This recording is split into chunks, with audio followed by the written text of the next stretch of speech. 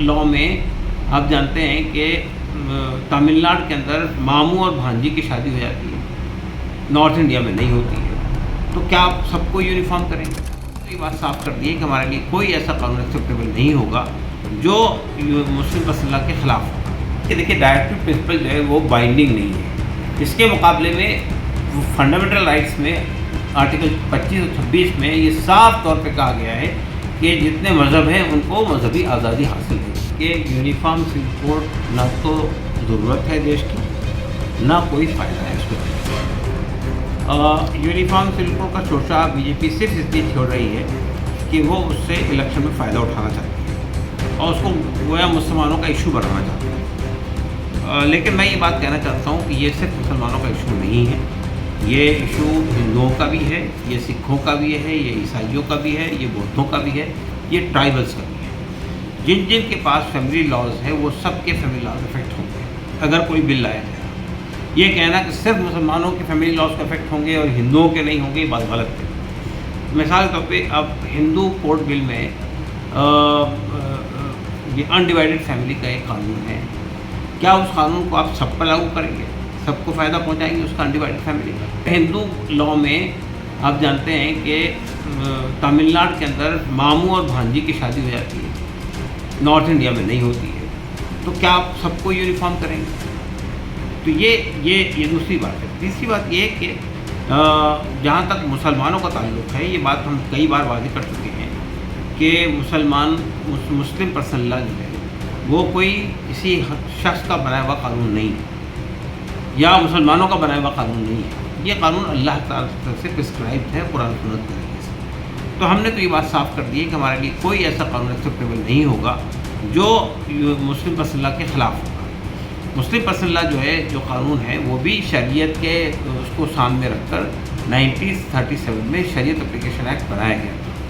तो इसलिए वो मुसलमानों के लिए शरीयत एप्लीकेशन एक्ट है, हिंदुओं के लिए हिंदू कोड बिल है और लोगों के लिए दूसरी चीज़ें हैं। सवाल ये पैदा होता है कि हमारा मुल्क एक डाइवर्सिफाइड मुल्क है, यानी उसमें विभिन्न धर्म हैं, अलग अलग कल्चर हैं और ये डाइवर्सिटी जो है इस देश की पहचान भी है और इस देश की मजबूती की दलील भी है। अगर आप कोई ऐसा कानून लाते हैं जिसमें यूनिफॉर्म पूरे मुल्क के लोगों के लिए एक कानून बना देंगे तो उससे फ़ायदा क्या हुआ हासिल होगा, सिवाय इसके कि समुदायों के अंदर अशांति पैदा करने की कोशिश की जाएगी। ये सवाल बहरहाल हम पूछना चाहते हैं सरकार से कि यूनिफॉर्म सिविल कोड की ज़रूरत क्या है?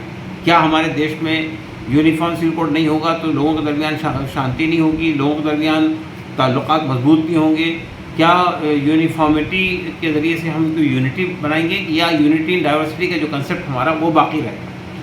तीसरी बात ये है कि सरकार जो है इस मौके पर, यही मोदी सरकार थी और यही मोदी सरकार का बनाया वाला कमीशन था जिसने कहा था कि 10 साल तक के यूनिफॉर्म सिविल कोड की बात नहीं होनी चाहिए। अब क्या बात आ गई कि आपने फिर दोबारा लॉ कमीशन को रेफर कर दिया और लॉ कमीशन से नोटिस जारी करवा दिया। ये सिर्फ चुनावी मुद्दा है, इसके अलावा कोई चीज़ नहीं। देखिए, ये सरकार पर बाइंडिंग नहीं है डायरेक्टिव प्रिंसिपल। डायरेक्टिव प्रिंसिपल बहुत सारी ऐसी बातें कही गई है जो कहा गया है कि भाई हाँ इसकी कोशिश की जाए। तो डायरेक्टिव प्रिंसिपल में ये भी कहा गया है पूरे देश के अंदर शराबबंदी होगी। डायरेक्टिव प्रिंसिपल में ये भी कहा गया है कि जो गरीब और अमीर है उसके दरमियान खाई को कम किया जाएगा। डायरेक्टिव प्रिंसिपल में और बहुत सारी बातें कही हैं। तो क्या सरकार उसके तरफ क्यों तवज्जो नहीं दे रही? गरीब और अमीर के दरमियान हमारे यहाँ ये खलीज, ये जो गैप है ये बढ़ता जा रहा है, उसको कम करने की कोई कोशिश सरकार तरफ से नहीं है। शराब के जो नुकसानात हैं हमारे देश के लिए, लोगों के लिए, वो सब पर वाज़ेह है, लेकिन शराबबंदी की कोई कोशिश नहीं करती सरकार। जो इशू की कोई ख़ास ज़रूरत नहीं है उस इशू को ही लागू करने की कोशिश कर रही है। दूसरी बात ये कि देखिए, डायरेक्टिव प्रिंसिपल जो है वो बाइंडिंग नहीं है। इसके मुकाबले में फंडामेंटल राइट्स में आर्टिकल 25 और 26 में ये साफ तौर पे कहा गया है कि जितने मज़हब हैं उनको मजहबी आज़ादी हासिल रहेगी। तो आप मज़हब में आप हस्तक्षेप करना चाहते हैं, यानी मतलब डायरेक्टिव प्रिंसिपल की बुनियाद पे आप फंडामेंटल राइट्स को अफेक्ट कर रहे हैं। तो सवाल ये पैदा होता है कि हमारे संविधान में किस चीज़ की क्या हैसियत है, उसको सामने रखेंगे ना आप। ये कहकर डायरेक्टिव प्रिंसिपल में है तो हम लागू करेंगे, बात गलत है। डायरेक्टिव प्रिंसिपल फंडामेंटल राइट भी है हमारे कॉन्स्टिट्यूशन के अंदर, उसमें भी आर्टिकल 25 और 26 है जो मजहबी आज़ादी देता है। तो मजहबी आज़ादी में अगर हस्तक्षेप करेंगे आप तो ये तो वायलेशन है, हो सकती है, बिल्कुल पैदा हो सकती है। देखिए सवाल ये पैदा होता है कि आपको ये मान के चलना पड़ेगा कि हमारा देश multi religious, multi cultural, multi linguistic है। ये जो बात कहते थे हमारे देश में लोग कि हिंदी, हिंदू, हिंदुस्तान, नॉर्थ इंडिया में उसका साउथ इंडिया में, तमिलनाडु में उसका ज़बरदस्त रिपरकशन होता था।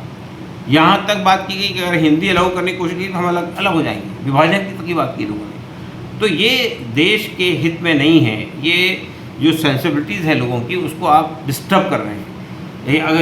अगर आप समझते हैं कि यूनिटी के लिए यूनिफॉर्म सिविल कोड की ज़रूरत है, तो यूनिटी के लिए फिर एक मज़हब होना चाहिए, एक ज़बान होनी चाहिए पूरे देश के लोगों की।